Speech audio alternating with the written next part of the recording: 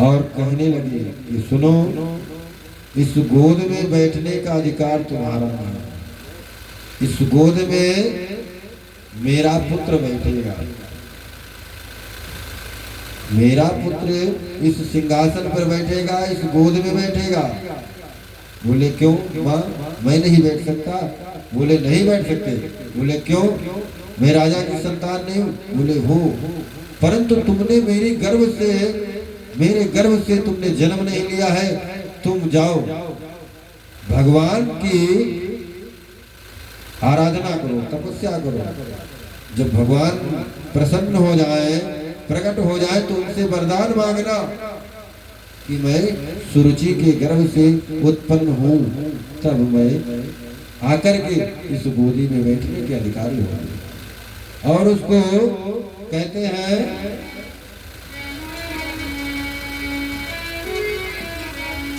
श्री मैत्रेय जी कहते हैं, मातुः सपत्न्या सदुरक्ति विद्या स्वसंरुषादं यथा यथा हित्वा विशन्तं पितरं जन्नवा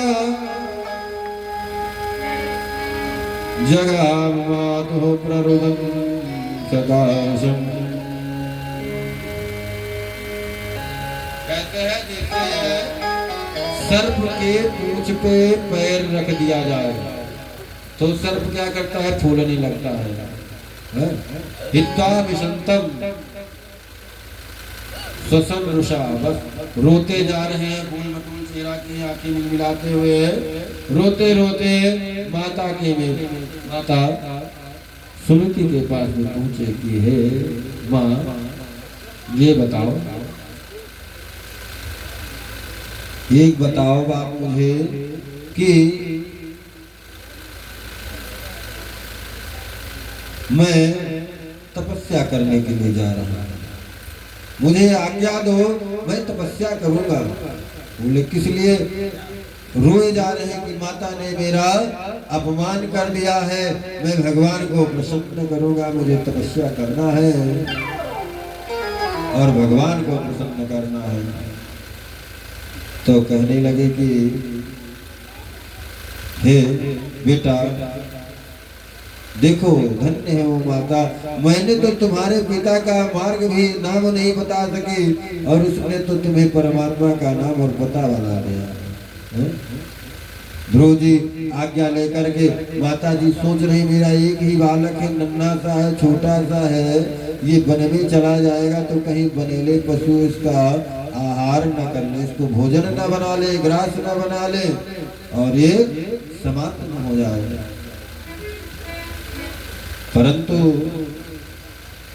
हुई है वही जो राम रच राखा।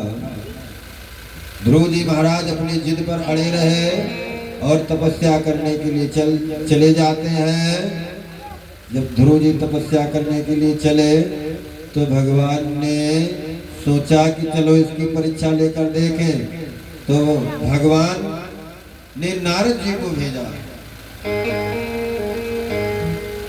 नारद जी को भेजा परीक्षा लेने के लिए कि जाओ देखो इस बालक के अंदर कितने प्रतिशत वैराग्य हुआ है, कितने परसेंट तक ये मेरे पास आने के लिए तैयार है। तो बालक जो था, नन्हा मुन्ना बालक, नारद जी पहुंच गए। नारद जी ने पूछा कि तुम कहाँ जा रहे हो? तो बालक ने कहा कि तोतली भाषा में बोल रहा है, मैं जा रहा हूँ तपस्या करने के लिए, भगवान को प्राप्त करूँगा, मैं उनके साथ रहूँगा। तो भगवान बोले ऐसे थोड़ा प्राप्त होते हैं। फिर बोले कैसे प्राप्त होते हैं?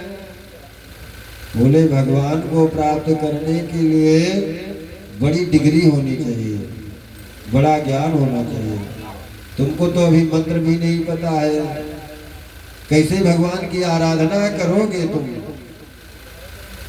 तब वो कहने लगे कि देखो, और गुरु बिन ज्ञान नहीं हो सकता है।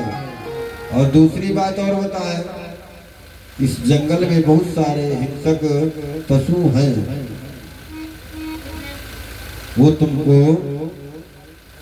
अपना भोजन बना लेंगे, खा जाएंगे।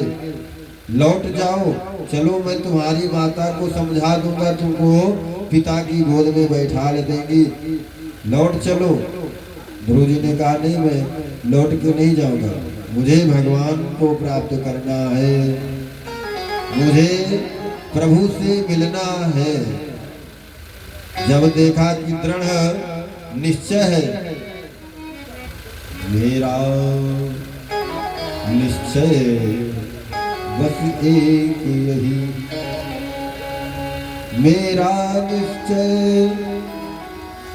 बस एक यही, एक बार तुम्हें पा जाऊं,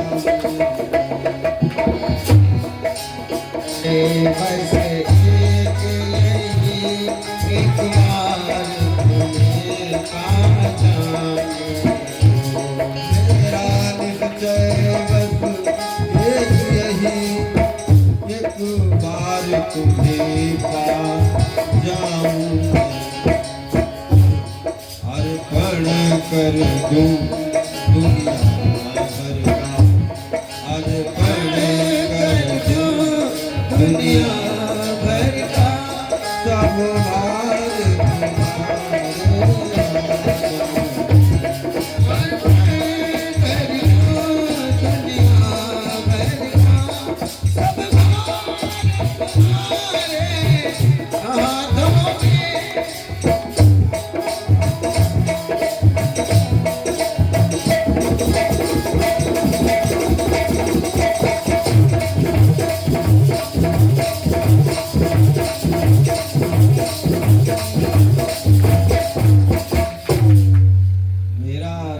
बस एक ही निश्चय है मेरा प्रभु। अच्छा, तो नारद जी ने कहा, तो तुमने गुरु मंत्र लिया नहीं तो कैसे पाओगे? गुरु बिन तो कहते हैं ना,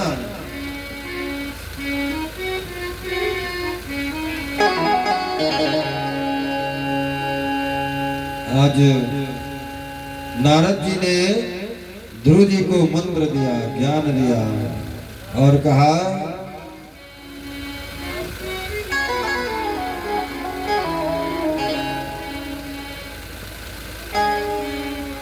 वासुदेव नमोस्तुभ्यं,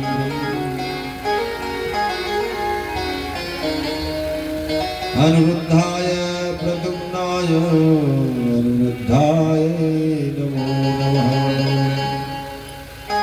द्वादश अक्षर मंत्र का जाप, यही तुम भगवान का जप करना, भगवान अति शीघ्र प्रसन्न होंगे और जल्दी से जल्दी आपको प्राप्त हो जाएंगे। अब गुरु का आशीर्वाद मिल गया, अब सारा मार्ग सुगम हो गया। जो ध्रुव जी महाराज मधुबन में पहुंच करके तपस्या करने लगे, भगवान की आराधना करने लगे। 2 बार हम भी ध्रुव जी के साथ में तपस्या करेंगे, बस ज्यादा नहीं, 4 बार। ओम नमो भगवते वासुदेवाय, ओम नमो भगवते वासुदेवाय, ओम नमो भगवते वासुदेवाय, ओम नमो भगवते वासुदेवाय,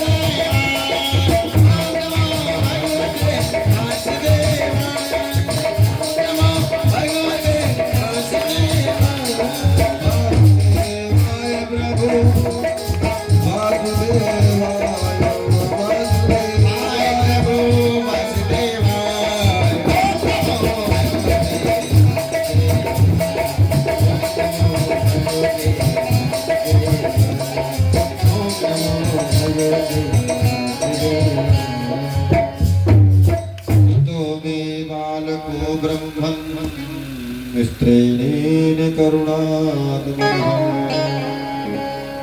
निर्वासितः पंचवर्ष सह मात्र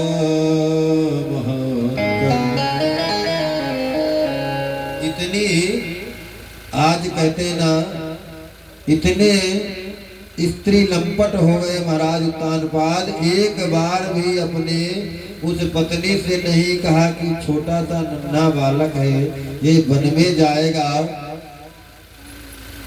और ये कहीं कुछ हो जाए इसको। कहते हैं ना कि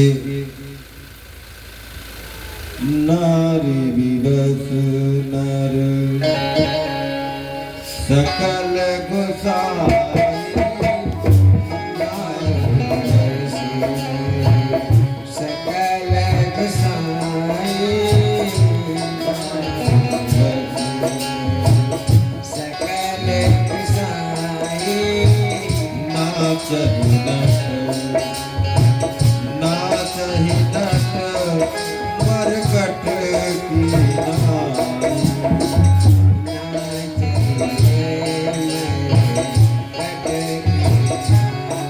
तो बंदर की भांति श्री मैत्रेय जी कहते हैं कि सुतों में बालको ब्रह्मन, उस बालक को एक बार भी दया नहीं आई उत्तानपाद में मेरा बालक जा रहा है?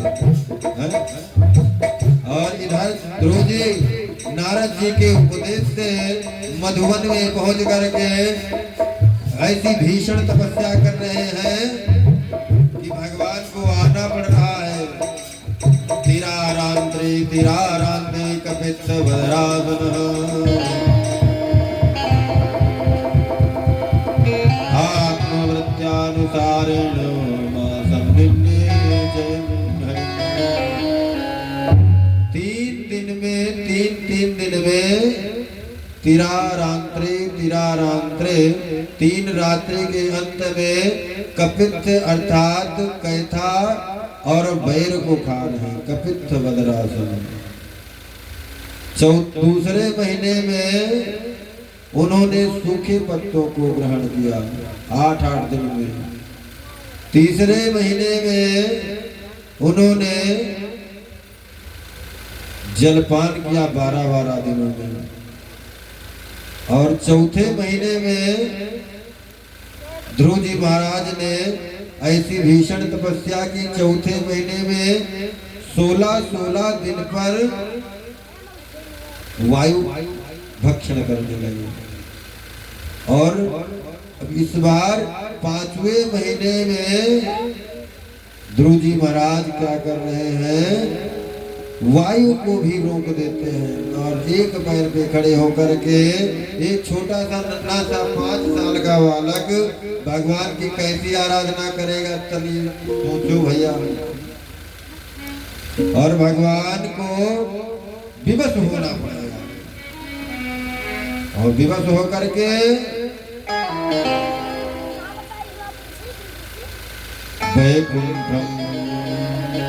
वैकुंठ को त्याग दिया। सारी सृष्टि का जो था प्राण रुकने लगा, इतनी भीषण तपस्या किया ध्रुव जी महाराज ने। अब भगवान से रहा नहीं गया, भगवान आ गए, ध्रुव जी महाराज के सम्मुख खड़े हो गए। बेटा आंखें खोलो, मैं भगवान आया हूँ, ये हरि अवतार लिया है। और आंखें खोले नहीं, भगवान बाहर प्रतीक्षा कर रहे हैं कि मैं तुम्हारा तुमको दर्शन देने के लिए खड़ा हूँ। और कहते हैं ध्रुव जी ने नारद जी के उपदेश से एक छवि बनाई थी। मन में बसी बस चाह यही, मन में बसी बस चाह यही प्रिय, नाम तुम्हारा उच्चार करूं और बिठला के तुम्हें मन मंदिर में, बिठला के तुम्हें मन मंदिर में, नित्य आरती भव्य उतारक भर के दृग पात्र में प्रेम का जल ये अपने नयनों में जो जल है दृग अर्थात नयन, भर के दृग पात्र में प्रेम का जल, पद पंकज नाथ पखारा करूं, और मन में बसी बस चाह यही, प्रिय नाम तुम्हारा उजागर करूं। गोविंद भगवान जय हो। हमारे कन्हैया गोविंद आ गए, गिरधर गोपाल आ गए, उनको बड़ा इंतजार करना पड़ रहा है। तो देखेगी तो आंखें नहीं खोल रहा है, बड़ा जिद्दी बालक है। तो उन्होंने क्या किया, अपनी जो तिरछी नजरिया से उन्होंने जो मूर्ति उसने बना के रखे थे अपने हृदय मन मंदिर में, उसको चुरा लिया। क्योंकि भगवान तो बड़े लंबे चोर है ना। कैसे चोर है,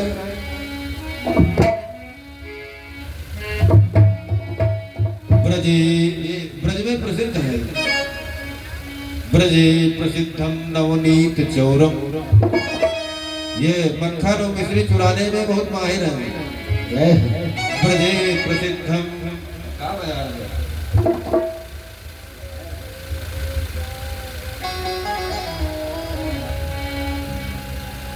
ब्रजे प्रसिद्धम नवनीत चौरम, ब्रजांगनानां शतकूल चौरम। देखिए, जिनकी कथा आप सुन रहे हो, जो यहाँ मंडप में बैठे हो, कितने बड़े चोर हैं। ब्रजे प्रसिद्धम नवनीत चौरम, ब्रजांगनानां शतकूल चौरम, और अनेक जन्मार्जित पाप चौरम, श्री चौराग्निगण्यं पुरुषं। और बताए श्री राधिकाया हृदयस्थ चौरम, ये राधिका देवी के हृदय को भी चुरा लिए।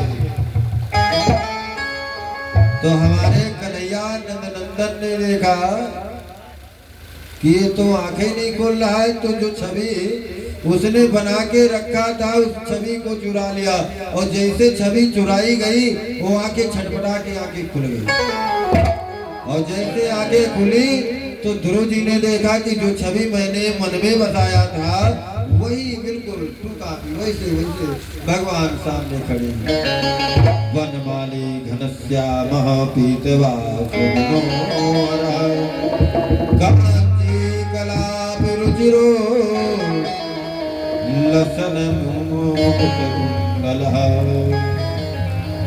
बढ़िया वनमाला को धारण किए हैं, पीतांबर वस्त्र को धारण किए हैं, घन श्याम अर्थात श्याम सलोने हैं, श्याम सलोने, और के हर मुकुट को धारण किए हैं, बढ़िया मकराकृत कुंडल को धारण किए। बहुत सुंदर छवि बनी थी। अब उसको हम वर्णन नहीं कर सकते अपनी वाणी के द्वारा। तो जब ध्रुव जी ने देखा तो कहते ना, न जी भर के देखा न कुछ बात की, कुछ कहने को तैयार हो रहे पर बोल न पाए। जो नन्हा बालक कुछ मन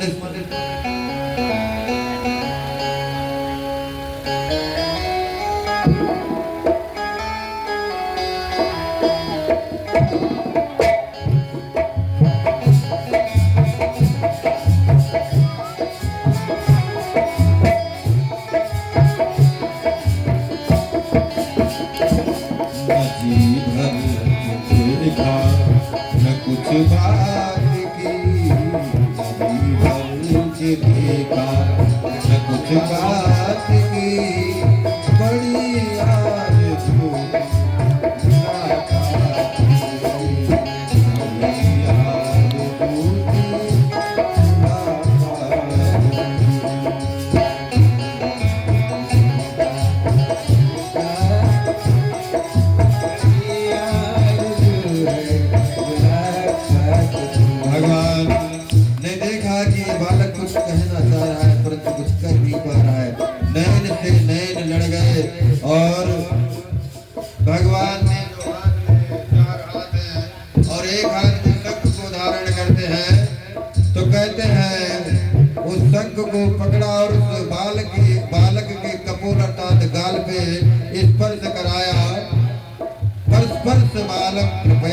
बोले, कपोल में स्पर्श करा दिया।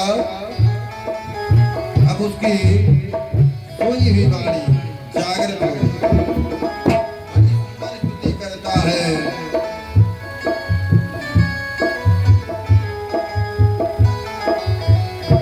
योऽन्तः प्रविश्य मम वाच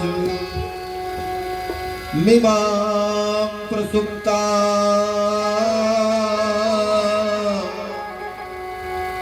संजीवयदखिल शक्तिधरः सुधाम्नः अन्यासहस्रचरणश्रवणत्वगादि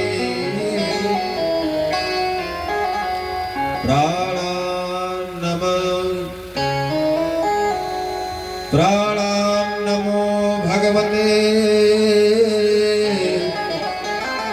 पुरुषाय